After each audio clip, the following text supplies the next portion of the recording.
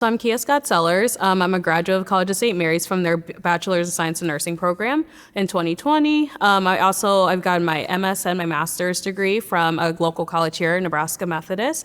Then I'm also working on my PhD in nursing here at UNM, or a local college as well, UNMC. Yeah, so I work as a nurse full time, and yep, ever since I graduated, I've been going, and yep, now I'm a nurse here, or from here, so it's really awesome. I'm Linda Leary, and I was an education major. I graduated in 1966, and I've taught, elementary school for 32 years. I've been retired for several years now. Yes, and I am a Mercy Associate. I am a Mercy Associate.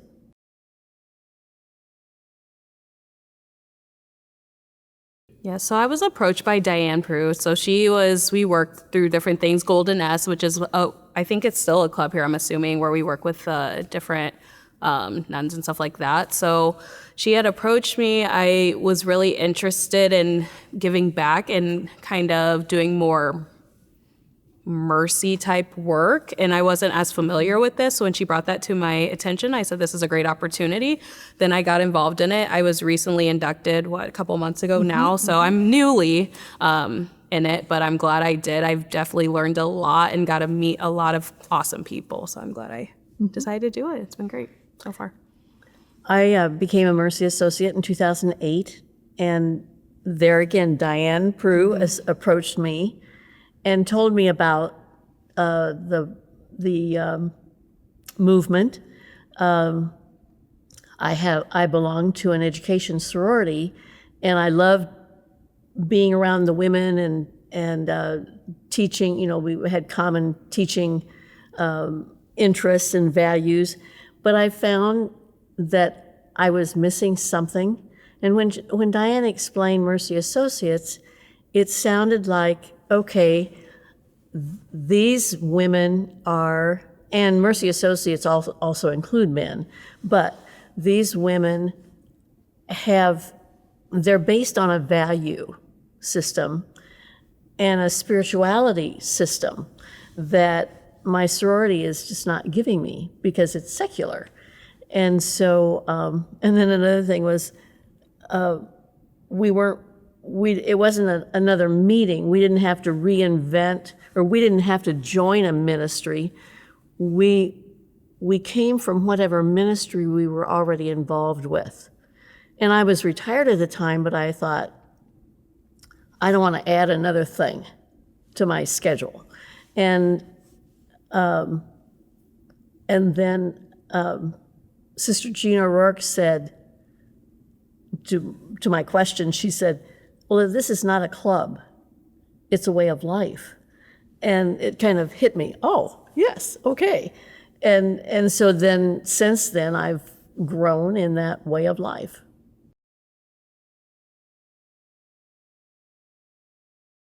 Through study about Mother McCauley, since I joined, and being associated with the other Mercy Associates, it's brought a different level of spirituality to my life, and it's made me realize that the Mercy charisms are a way of life. And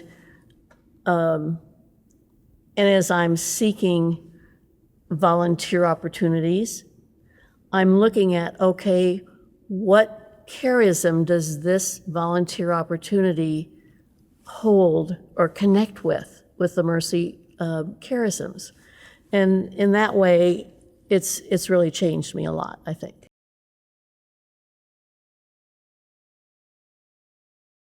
So we meet once a month. We meet on, what is it? The third Wednesday. The third Wednesday. We meet from, I think it was like 5 to 6:30. 5 to 6:30. And when you're first getting joined in, we would meet at that time. And then what we would do is we talk about different things. We would talk about the critical concerns, which are, what are the immigration, nonviolence, racism, and women. Yes. So we talked about different things like that, and then we would bring in sisters. They would come talk to us. We'd have different guest speakers and stuff like that. We would talk about these different things. And it was a really powerful hour. I haven't had that sense of spirituality and purpose since graduating. So that's why I really enjoyed that, and just the conversations we had. In my profession, you don't have as much of that deep conversation and thought. So it's really nice and thought provoking, which I loved about that. So we would do that. We would meet. And then after about 8 or 9 months, we had our ceremony. And then I guess talking about the process, we read it's a covenant. Is that Yeah, it's a covenant ceremony is what it's called. Yes. And we would read that out, and then we would sign and everything that we're committed to being Mercy Associates, lifelong Mercy Associates. After I had become a Mercy Associate, maybe for 3 years or so, at that time there was a required meeting of 4 times a year, but Diane and I talked and we said, we think we need to deepen our association. And so we started a prayer gathering, and that's on the 3rd Wednesday of the month. And so we met last night. There were 24, 23 people there, and 2 sisters came. One of the associates had planned a prayer service around Mary, because this is the month of Mary, being May, and she prepared a sheet of different designations that Mary has, like the mother of good counsel, the mother of this, the mother of that. And so we just went around the room and each read a paragraph. And then to start with, we always start at 5 o'clock and just have like a half hour of tea, and one of the associates usually brings snacks and just socialize. And then at 5:30, we start our prayer time. And then after we were finished with our actual part of the program last night, then we always ask for prayer intentions, and people just spontaneously ask for prayers for whatever they want to have people pray for. To go back to your original question, there is a website on the Sisters of Mercy website, and there's a place where you can go and to the link that tells you about association. And it's basically men and women, it's inviting men and women to live the charism of Mother Macaulay with those 5 critical concerns in mind.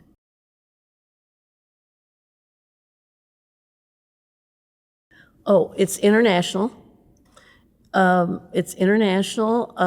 There are, I believe there are about 3,000 Mercy Associates across the world. Here in Omaha, we have between 30 and 40. Some are active, some are not as active.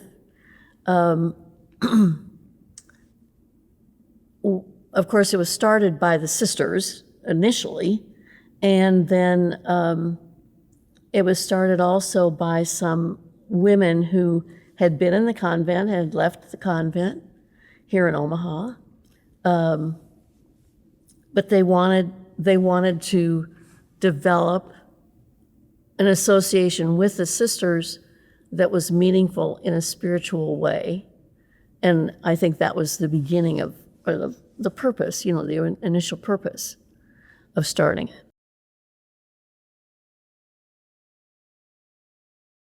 Oh, no. It was just here in Omaha. They didn't start the association.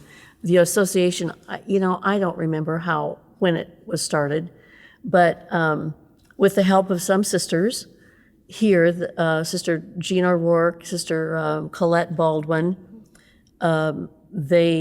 those women went to those sisters and said, we would like to do this. And then apparently Sister Jean and Sister Colette hooked them up with other people in other cities of the association. At that time, we were divided into regions, as the sisters were divided into regions, and we were Midwest.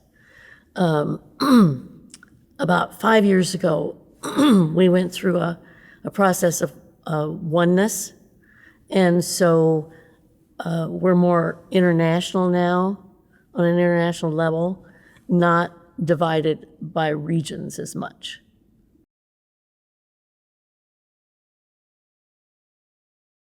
Yeah, so starting from coming to College of St. Mary's, I didn't necessarily have, I wasn't as familiar with like religion, right? I wasn't as religious or spiritual. College of St. Mary's, and starting at that point and then moving through as I've, became a nurse and just getting older, I think that brought me to full circle to joining the Mercy Associates, because this commitment to God, to life, is lifelong. We're here to be connected, and I hope to take this, and if I decide to have children and stuff like that, all these women I've met throughout my time it's just really awesome to see this. And I hope to pass this along to more students here, because they want, we have individuals who have been here from the beginning all the way till, me, and just continuing that tradition. So we hope to continue this going, even though a lot of our sisters are passing away and stuff like that, and just kind of keeping that going. Yeah. Yes, and that is becoming more and more important as more sisters die. And so we're committed to keeping Mother Macaulay's charism alive. The mission, the goal, that was the Yes, ultimate goal, yes. the reason why this college was created, the reason why we continue on this tradition. Right, exactly.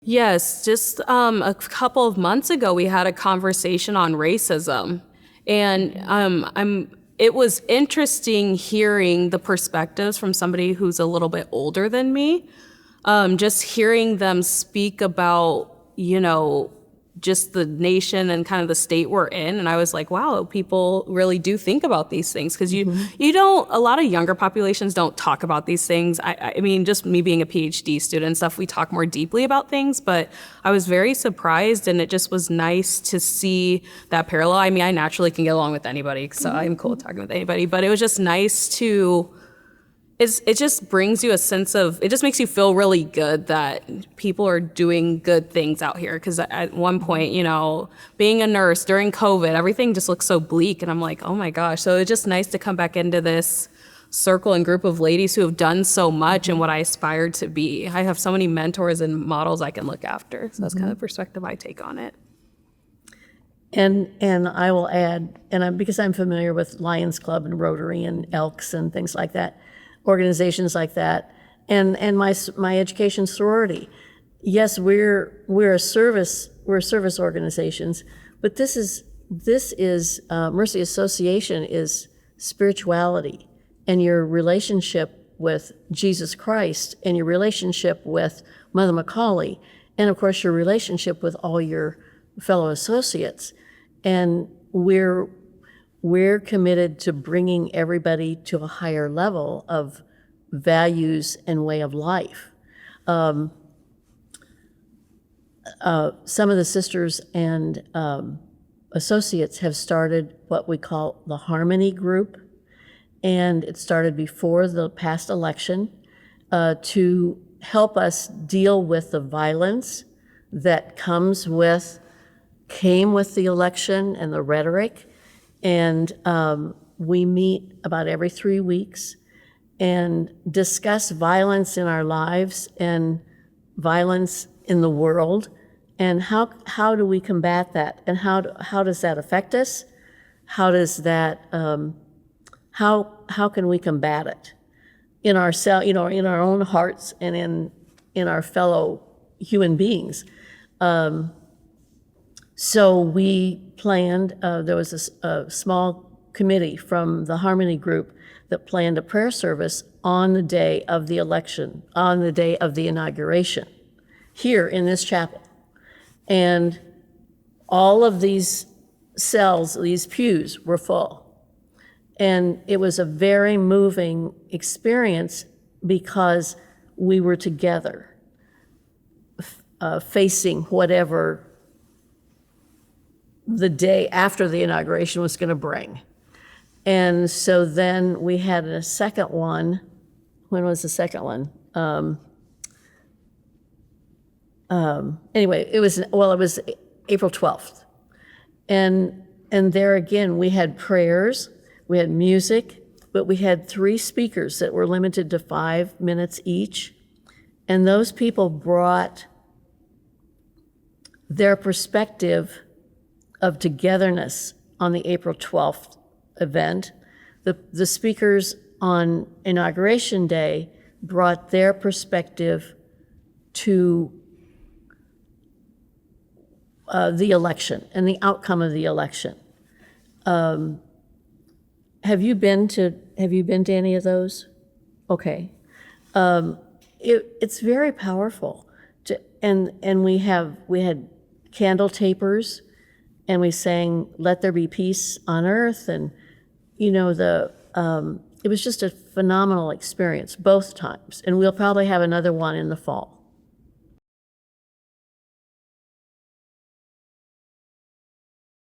I would say that charism is, let's start with critical concerns. Critical concerns are 5 very concrete things in our way of life. Charism is more a level of spirituality and value system that is in your heart. Charism is more intangible in comparison to critical concerns. Charism is what you have in your heart, and the critical concerns are the concrete actions that carries out the charism that you have in your heart.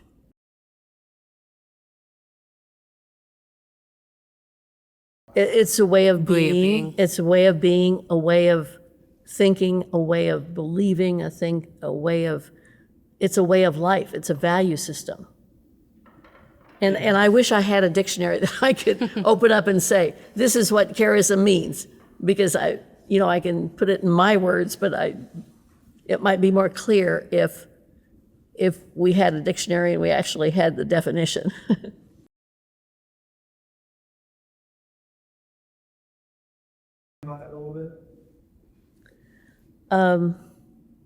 When I first became a Mercy Associate, I didn't realize that responsibility.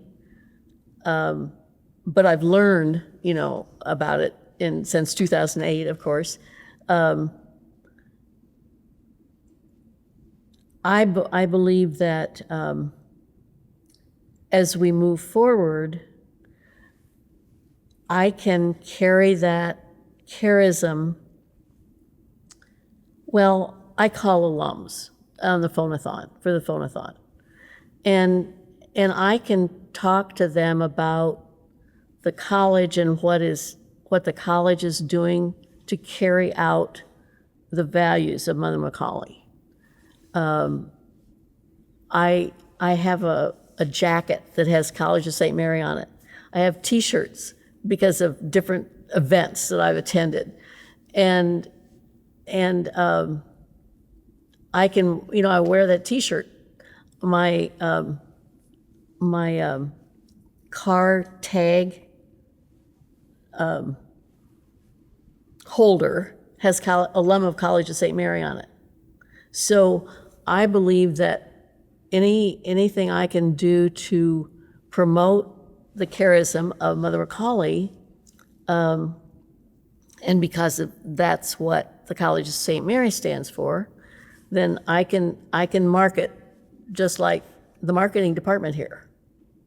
I can market Mother Macaulay's charisms, but I can market College of St. Mary and the fact that it represents Mother Macaulay's charisms.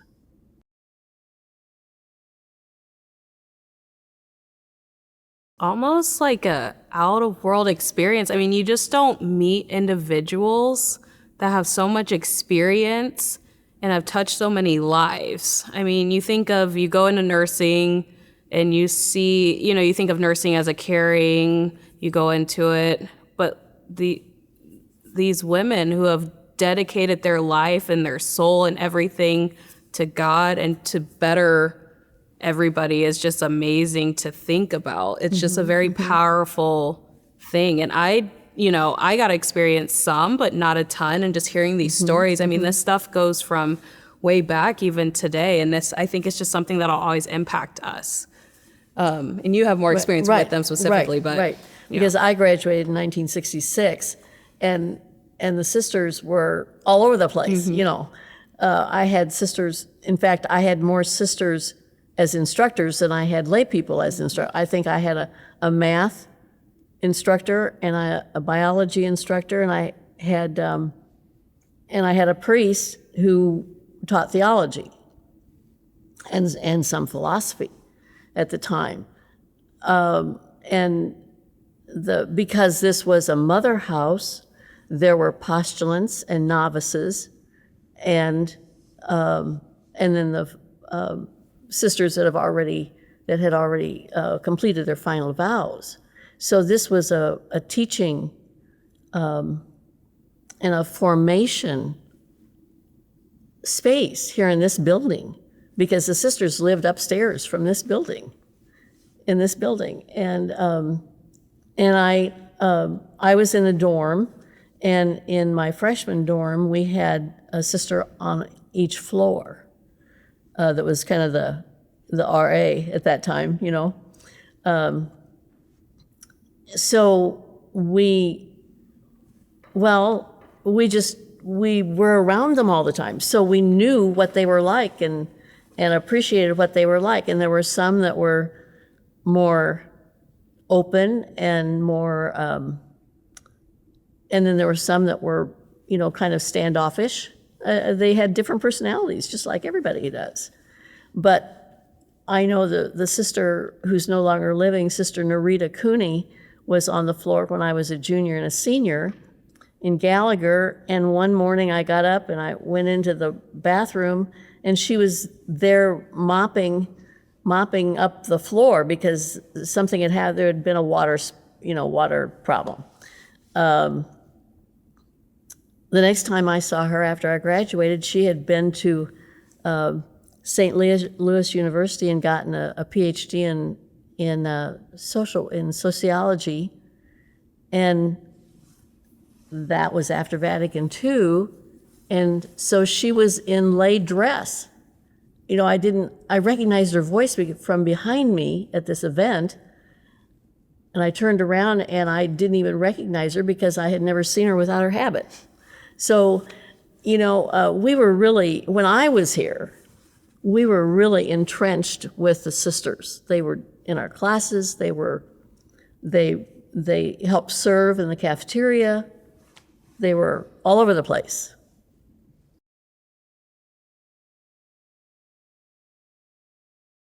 Yeah, I think with my generation, it's not, I think with religion and just we're not as much go into a church and sit or that type of thing. I think it turned into more a spirituality type. And like you said, not the traditional, reciting stuff in that type of way. And I think that's been nice for me because I wasn't raised into like religion that way. And I think the transition is a lot of, our generation, Gen Z, I guess millennial, I'm more Gen Z, but that you can still stay involved and find that sense of purpose without always having to be in that traditional setting of sitting in church and reciting things for me. So it's just interesting to see, listening to you guys talk and stuff like that, because we're obviously so different in just how we go about things, but it's just we still can find a common ground, which is really cool to see for me.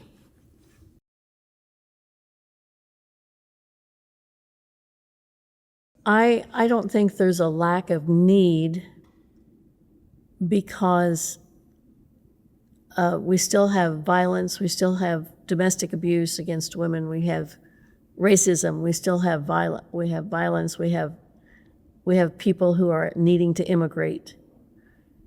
And we definitely have a problem with our earth and its sustainability. So in that sense, I don't think there is a lack of need for sisters, but that's where we associates come in. You know, if there are not as many vocations because people don't think there's a need, I guess we associates, that just gives us a greater challenge to pick up the baton and carry it. Yeah, people just don't put as much focus on, gathering in a group setting. I think COVID kind of changed that. Yes, We're all yes. so much more distant. We communicate via phones, or texting. Like, I like to call people and talk with them. I think I think it's shifted into a different way. People maybe have their outlets through maybe social media or something like that versus gatherings and discussing things. We're more likely to rant on, on Twitter or something, I don't know. And just through that. So I just think it's students now are just, there's not as much importance in talking about these issues in like a group setting. It's just more so we all know these things are happening. It's just not discussed as readily in a verbal, like back and forth conversation, maybe. It's kind of interesting. I would love to ask a student this. This would be interesting to hear their perspective on it. I would love to hear that because I had a little bit different experience because I was kind of, there was less of them, but I was still ingrained in it versus somebody like today would be interesting to hear. I'm thinking of the last few speakers that we've had, and I missed the speaker on racism. That was it. I was not able to come to that, but we've had one of the sisters who was very, very much into the environment. She came and spoke a couple years ago about the earth and how she sees her place on the earth and she was trying to promote that idea for us associates. In July, we're going to have a speaker on human trafficking, who is a sister. And she has been very, very active in Kansas City and then here in Omaha in the human trafficking prevention and rehabilitation areas. And so those sisters are still educating us associates in those critical concerns, helping us understand the need for help in those areas and giving us the opportunity to get involved in those areas if we so choose. I think it's interesting, like the critical concerns, these were developed how long ago? Probably. In, I think 2000, in the early 2000s. Right. Yeah. And you think about it, we're now to 2025 and these critical concerns are still a thing. It's like Yes. they're still prevalent. It's just how do we convey that message and kind of translating to newer generations and stuff like that. Because these 5 things still exist. Yes. And they're very readily there. It's just, There's still a big need in all of those areas for help. yes, it's just difficult to find the solution, obviously, because we're still, we've dedicated, and these women have dedicated years and years of trying to figure out a solution that we still keep together.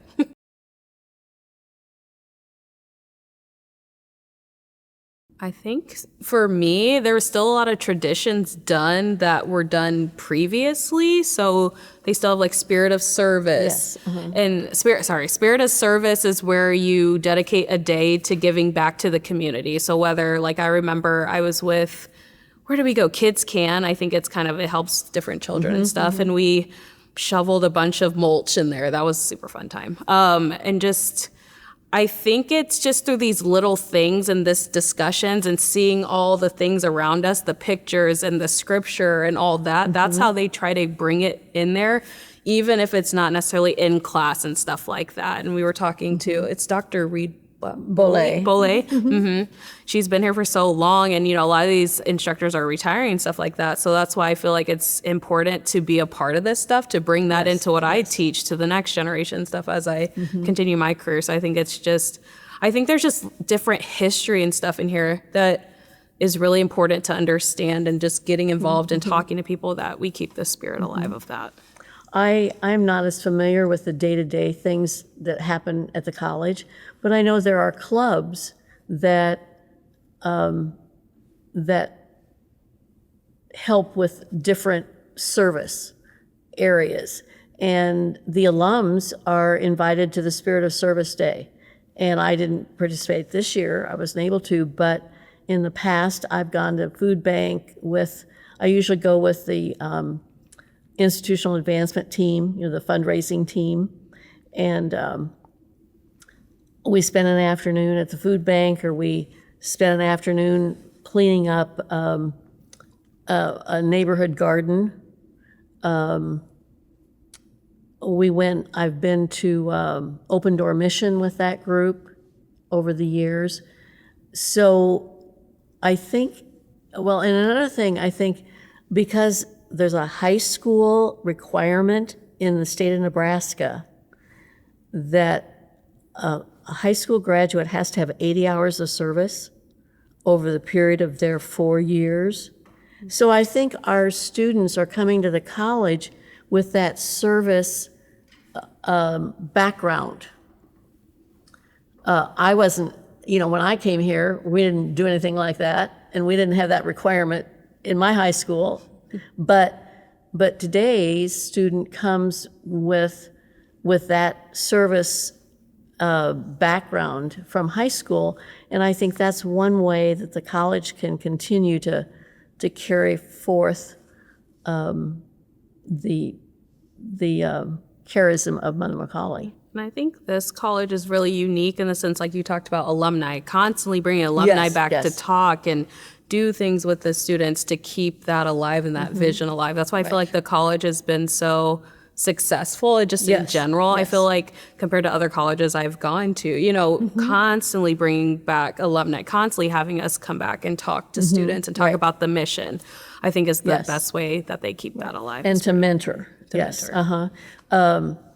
One of our new associates is Mike Poulin, and he teaches a couple of classes here as an adjunct, and he is employed by the Sisters of Mercy, and he's on the justice team here in Omaha, but the justice team is throughout the United States, representing the Sisters of Mercy. And so he,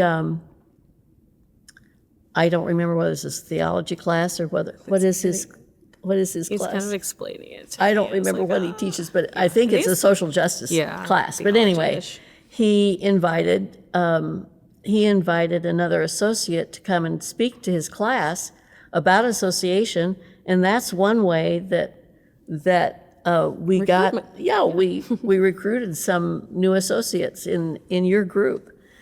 So the college is always looking for ways to bring in outsiders to spark that service orientation in the students.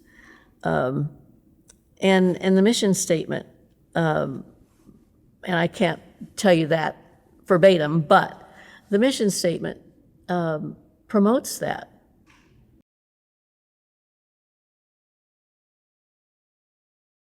I've learned so much, even just in the short amount of time, just learning about being connected and really that people oriented. I mean, you just feel so good leaving. You just feel like a sense of purpose every time. So I'm really appreciative that I'm a part of this. I've been very active as an alum over the years, and because I just felt like I really got kind of a spark by coming here, and I could have gone to a school in Salina, Kansas, or I could have gone to Duchesne, or I could have gone to UNL because I lived in Lincoln. But I believe that the sisters that I was associated with and the students that I was associated with really saw potential in me and kind of promoted that, provided a space for it. I ran for student council president and won, and so my senior year I was student council president, and I felt like I had a leadership opportunity there that gave me the confidence to move forward in other leadership opportunities throughout my career and my life.